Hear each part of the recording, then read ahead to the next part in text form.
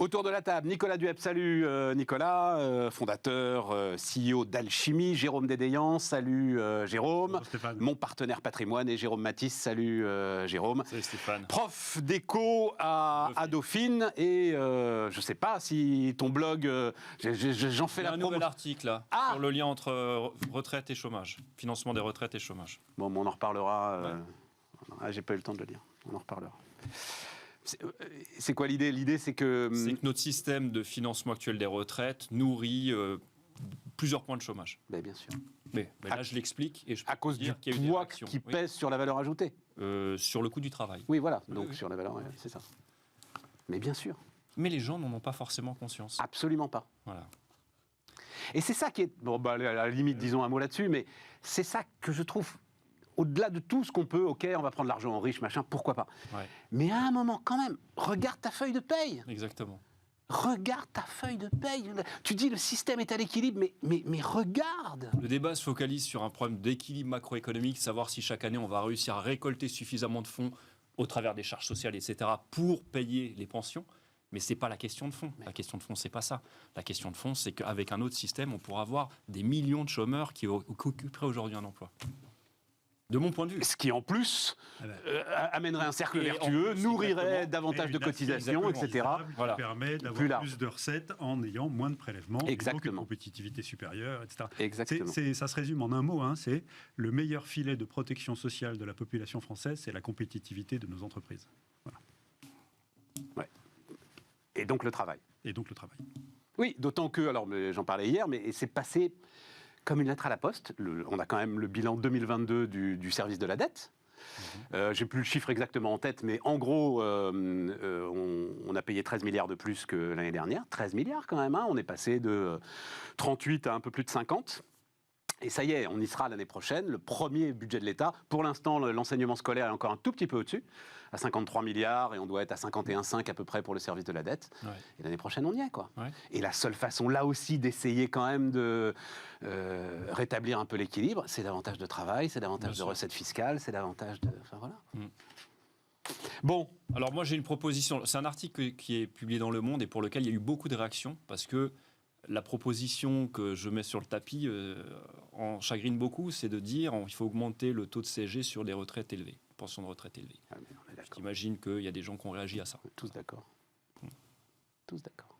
Même si là, c'est un graphe qu'on avait montré, je ne sais pas si c'était une émission où tu étais là, l'écart, donc en gros le niveau de vie des retraités était supérieur à celui des actifs, mais... Ça va se réduire. Voilà, l'écart est maintenant c'est quasiment kiff-kiff. Ouais. Mais en étant kiff-kiff, c'est pas normal. Tu sais, à un moment donné, les retraites, on a dit on ne les indexe plus sur le niveau des salaires, mais sur l'inflation. Et donc, on entendait des cris d'orfraie. Cette année, ça a été la bonne affaire pour les retraités. Exactement. Plus 5% de revalorisation, quel que soit le niveau de retraite. Exactement. Voilà. Ouais, donc on ne sait jamais de quoi demain est fait. Et comme les premiers lecteurs du Monde sont largement des retraités, tu as dû effectivement... J'ai reçu quelques mails. Et exactement comme une entreprise ne souhaite pas l'indexation des salaires sur l'inflation parce que ça stratifie des coûts fixes qui, comme chacun sait, sont pas bons pour le modèle économique. On essaye de variabiliser les charges. L'indexation des retraites sur l'inflation, ça stratifie des coûts fixes pour le budget de la puissance publique. Bien sûr. Et donc pour le contribuable. Bien sûr. Redonne-moi le nom de ton blog. La finance au cœur de nos vies. J'allais dire pour tous, c'est pas du tout ça. Non, c'est la finance au cœur de nos vies. Pardon. Bon alors, ministère du temps libre. Non, pas partage de la valeur. Ministère du temps libre. On va y aller après sur le partage de la valeur. Parce que, Nicolas, en gros, tu dis, il y a un vrai sujet. Alors d'ailleurs, il y a Olivier Babot qui sort un bouquin là-dessus, l'économiste. Et donc, en gros, tu dis, on est en train de se battre pour gagner un temps dont on ne sait pas quoi faire. Alors, précisément, je ne dis pas, je proposais de lire un livre qui est Apocalypse cognitive de Gérald Bronner, qui est sorti en 2021, dont peut-être Babot s'est inspiré, je ne sais pas, et qui dit que grâce au progrès technique, petit à petit, on s'est libéré d'un certain nombre de contraintes et qu'on a récupéré de plus en plus de temps de plus en plus de temps libre et finalement de temps de cerveau disponible. Tout à fait. Donc on aurait pu, avec ce temps libre et ce cerveau disponible, rentrer dans tout ce qui est l'élévation de l'esprit, de l'âme, et donc d'améliorer un petit peu l'espèce humaine, donc rentrer dans l'éducation, c'est-à-dire s'élever. Et en fait, ce qui ressort, c'est que ce temps libre a été très largement pillé par les réseaux sociaux, quoi. Et qu'aujourd'hui, finalement, avec des réseaux sociaux, et on ne refait pas toute l'histoire, mais les algorithmes qui jouent plutôt sur la peur, la colère, le sexe, etc., finalement, tirent tout ça vers le bas, nous fait créer une forme d'addiction. Nous crée une forme d'addiction, crée une forme de brutalité, nous fait du Trump ici, nous fait d'autres à droite et à gauche, et finalement la courbe qu'on imaginait se dire elle va monter, finalement elle est plutôt en train de baisser. Et ça se traduit avec de façon très concrète, hein. C'est donc le temps d'utilisation, c'est le temps de sommeil qui est en train de chuter, qui est à peine au-delà de 6 heures aux États-Unis, alors qu'on devrait être au minimum, d'après l'OMS, à 7 heures. C'est l'attention qui baisse. Et donc, en fait, tout ça est extrêmement inquiétant. Et donc, moi, à travers ce livre, et ce que je remets un peu sur la table, par exemple, c'est un débat autour de l'utilisation de TikTok. TikTok, c'est 95 minutes d'utilisation moyenne par jour, principalement sur des strates 13 ans, 20 ans. Et on a des Chinois qui, eux, ont toutes les stats, puisque plateforme, pour ceux qui ne savent pas, il y a une plateforme chinoise, ont limité considérablement les usages, puisque c'est 40 minutes d'utilisation par jour. C'est interdiction d'utilisation entre 22h et 6h du matin pour le dédier au sommeil. Donc en fait, ça pose une question assez forte de poser est-ce que la liberté d'utilisation et la liberté individuelle peut être enfreinte par ce genre de choses?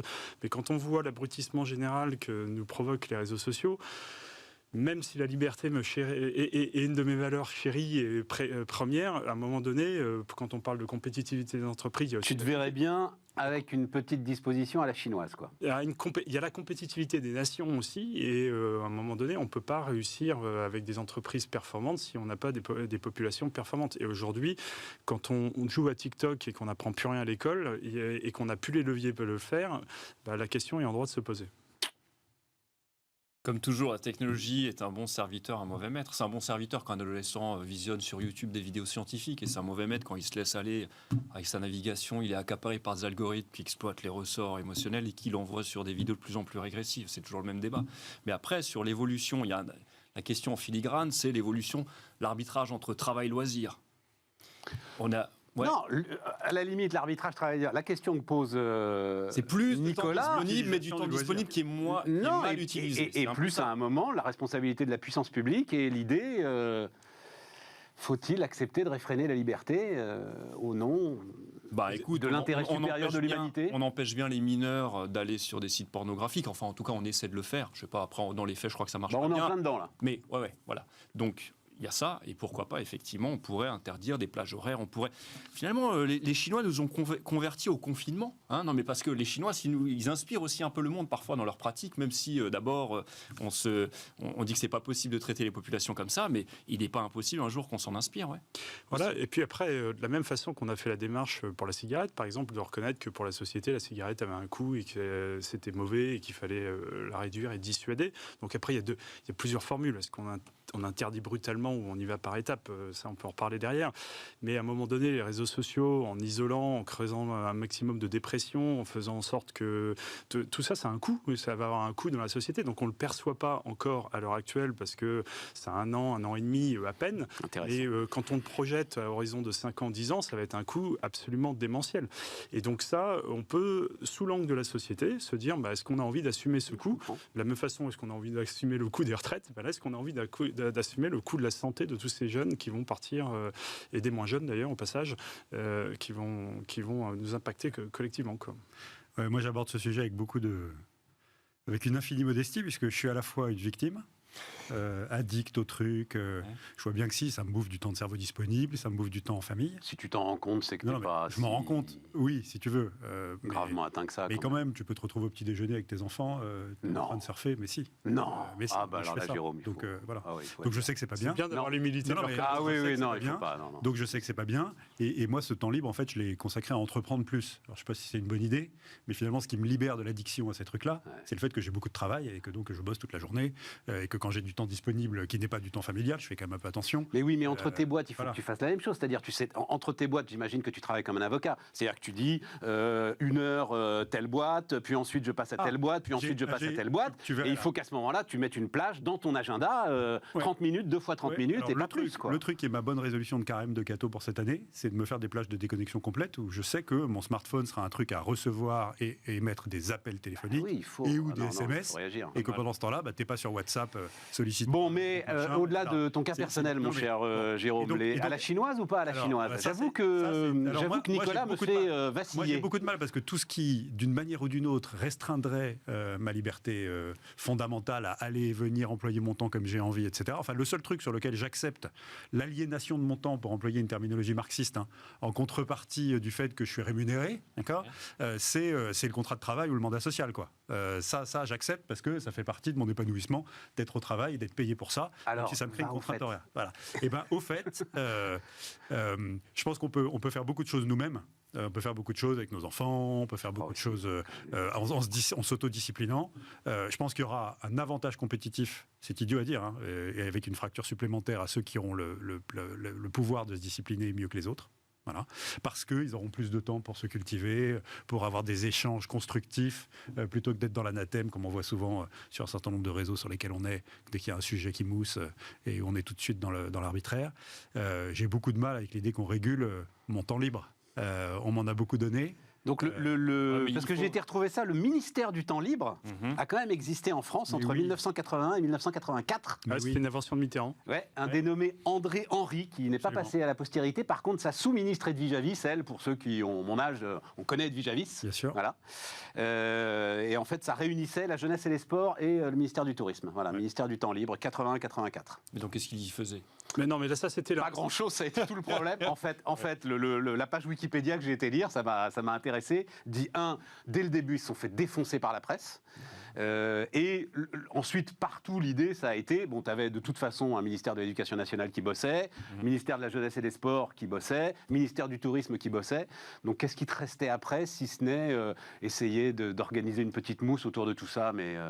Non, mais là, à cette époque-là, on était inscrit dans la retraite à 60 ans, derrière les 35 heures, donc c'est l'anti-travail. C'est notre débat traditionnel, d'ailleurs, sur ce plateau, de savoir est-ce que le travail est bon ou pas.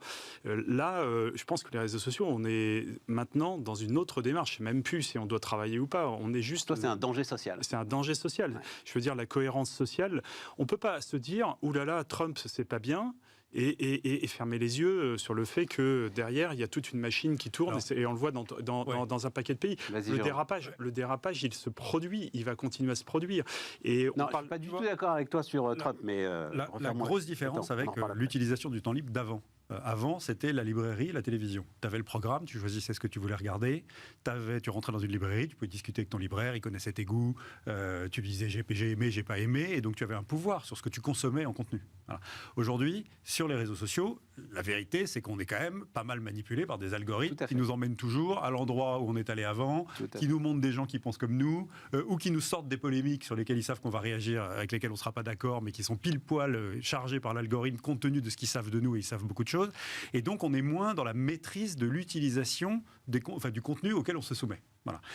Et puis, on a moins le temps long parce que tout est en format TikTok, ça brasse à toute allure, toujours réducteur, sorti du contexte, etc. Tout ça est évidemment extrêmement dangereux pour notre recul, notre capacité à analyser, notre capacité à échanger, à dialoguer avec les gens, à constater qu'on n'est pas d'accord mais sans se foutre dessus.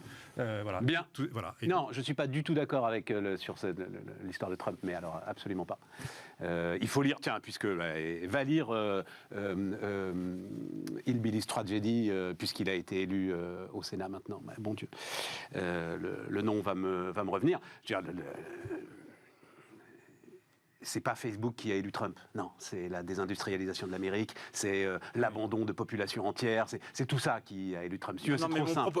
Mais c'est pour ça, c'est juste une parenthèse. Mon propos, il n'est pas de dire que c'est un algorithme qui a fait élire Trump. Mon propos, il est que l'abrutissement général, au bout d'un moment, fait qu'on ne peut plus avoir de discussion, on ne peut plus avoir de débat, on se retrouve avec des grands coups d'éclat comme on a à l'Assemblée, et ça va aller qu'en s'empirant. Donc au bout d'un moment, soit on est heureux avec ça et on le constate et on accepte, soit à un moment donné, pour rester une nation civilisée et compétitive, on s'interroge aussi sur les dégâts de truc. Non, mais juste un truc, si on est dans la philosophie, ça s'est passé à la terreur. C'est-à-dire que c'est toujours le plus outrancier qui gagne à ce jeu d'escalade-là. Ça nous amène sur un autre domaine. Mais non, on est. On va pas être d'accord. L'analogie est peut-être un peu énorme. Oui, mais on va pas être d'accord non plus. Si, franchement, tu vois. Non, ça c'est un bon exemple. Mais la question, c'est est-ce qu'il tu veux qu'on parle de la Révolution française, si tu veux, mais ça nous amènera sur un autre sujet. À un moment. Moi, je parle de la dérive. Tu vois, à la fin, le truc s'auto-caricature et devient de plus en plus outrancier. Et tu sais, il y a cette épitaphe apocryphe qu'on dit que Robespierre voulait faire mettre sur sa tombe, qui disait « Passant, quand tu passes devant ma tombe, sache que si j'étais encore vivante, tu serais mort ».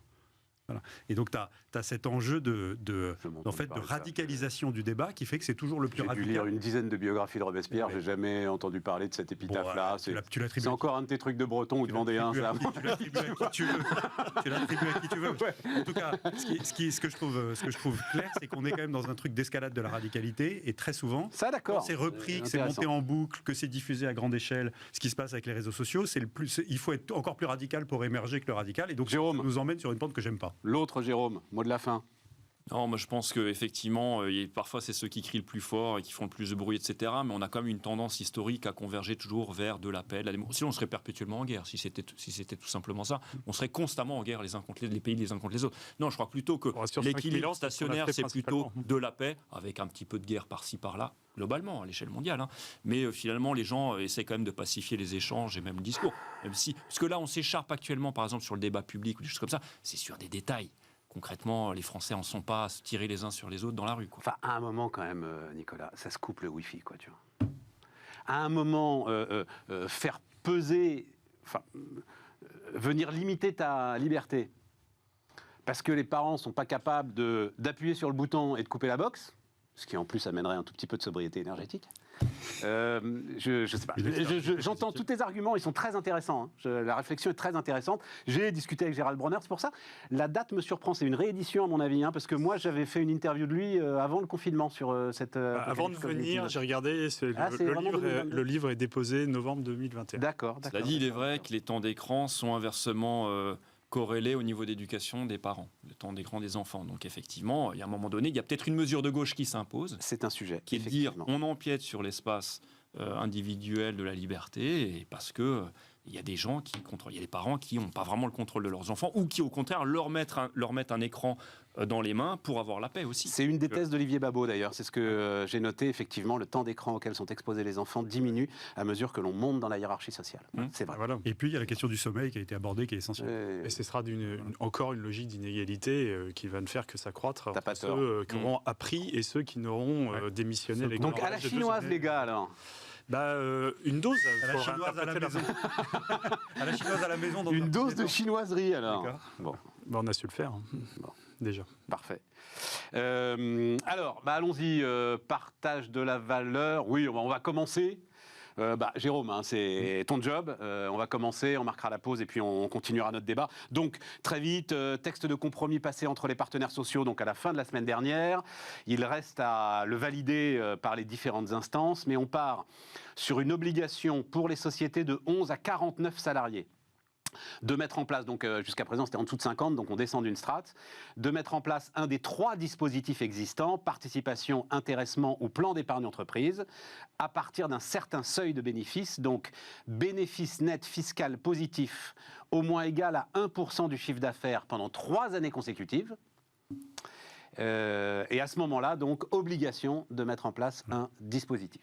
Voilà. Et puis, un deuxième volet pour les boîtes plus grosses, obligation d'en rajouter si jamais tu as fait une année de profit exceptionnel. Absolument. Voilà. C'est ça qui est dans l'accord qui a été signé, mais qui doit encore être validé. Absolument. Donc, pas sorti. Et puis, il y a beaucoup d'interférences dans le débat. Attends, on va y aller après les interférences. Déjà, sur ce principe-là, on le prend simplement. Tu dis c'est bien, c'est pas bien. Avant, c'était au-dessus de 50 pendant plus de 5 années consécutives. Je suis soumis à participation obligatoire avec une formule légale qui est obsolète, mais elle a le mérite d'exister. Bon, on pourrait la réformer au passage. Et là, l'idée, c'était, est-ce que je mets une contrainte ou je ne mets pas de contrainte ? Tu connais ma position sur le sujet. Cette idée que, en dessous, si on gagne de l'argent, on doit mettre en place quelque chose. Moi, je suis pour depuis très très longtemps, parce que je pense que le dernier saut quantique qu'on avait fait dans le développement des mécanismes de partage de la valeur, c'est quand on est passé de 100 à 50 sur le seuil d'assujettissement à la participation au début des années 90. Bon. Ce que j'aime bien dans la chose, c'est que quand même, dans l'accord, c'est qu'on vérifie que les boîtes sont à peu près à l'équilibre avant de les obliger à mettre quelque chose, et que, à ma connaissance, c'est une obligation de mettre en place quelque chose, ça n'est en aucun cas une obligation de montant. Donc ça veut dire qu'on ne va pas faire dépenser aux boîtes de l'argent qu'elles n'ont pas, et que ça laisse toute latitude au chef d'entreprise, dans le cadre de cette obligation, si sa boîte est à l'équilibre plusieurs années de suite, pour dialoguer avec ses salariés, ses représentants du personnel, le cas échéant, pour dire voilà ce que je suis prêt à mettre sur la table en partage si on atteint des objectifs de performance qu'on va définir dans notre accord d'intéressement, ou si ça se passe bien sur la formule légale, parce que formule légale... non, ouvre pas de tiroir, Jérôme. Vas-y, reste focus. Et donc, ça permet de dialoguer sur le modèle économique de la boîte. Qu'est-ce qu'on peut faire pour aller mieux ? Et si on va mieux, combien je suis prêt à partager de la survaleur créée ? Voilà. Donc moi, j'aime bien cette idée. Et on dit souvent, tu sais, que mon libéralisme s'arrête à l'endroit où j'ai besoin de la puissance publique. Ouais. Je pense que c'est une bonne mesure. D'abord, c'est pas la puissance publique qui impose ça, c'est un accord interprofessionnel. Ouais, parce qu'ils avaient le pistolet sur la flingue, sur la tempe. Et donc, je trouve ça assez équilibré. Et surtout, ça nous évacue cette idée débile du dividende salarié dont on a abondamment parlé, qui n'avait aucun sens, ni pédagogique, ni même de réalité économique. Bon. Donc moi, j'aime bien cette idée, je la soutiens. Autre question pratique technique, est-ce que, donc je lis que les branches vont essayer de monter des trucs clés en main justement pour les boîtes. Ouais, alors ça fait 20 ans que dans tous les textes relatifs à l'épargne salariale, on dit il va y avoir ouverture de négo au niveau des branches pour monter des trucs clés en main, etc. Et ça fait 20 ans que le truc fait pchit. Pourquoi ? Parce que, et ça c'est tous les entrepreneurs qui sont autour de la table, j'espère, seront d'accord avec moi, tu peux avoir une branche professionnelle, un métier clairement identifié, avec deux boîtes de taille similaire qui sont dans la même zone géographique, qui font le même métier avec les mêmes types de clients. Leurs modèles économiques n'ont rien à voir. Et donc, tu peux leur faciliter la tâche en leur mettant des modèles, en les aidant, en simplifiant la mise en place, les signatures, en le signant électroniquement, en facilitant le dépôt. On s'est battu sur tous ces trucs-là. C'est fait aujourd'hui. D'accord. Je signe électroniquement avec mes salariés, je le dépose automatiquement. J'ai plus besoin de liasse papier avec le formulaire à tampon du mec à manche de lustrine et casquette en bakélite. Enfin, tu vois, tout ça, c'est fini. Donc, c'est assez fluide. Bon, donc ça, c'est fait. Mais tu ne vas pas imposer une formule à des boîtes qui, par construction, n'ont pas la même composition actionnariale, pas le même besoin en fonds de roulement, pas le même modèle économique, pas les mêmes marges, pas la même façon de produire entre capital et travail, etc. Donc chaque boîte est unique, et c'est pour ça que la boîte à outils est immensément riche, qu'il faut laisser les boîtes dans ce dialogue sur comment est-ce qu'on peut améliorer la performance et combien je suis prêt à donner sur l'améliore. On marque une pause et on revient sur ce sujet dans un instant.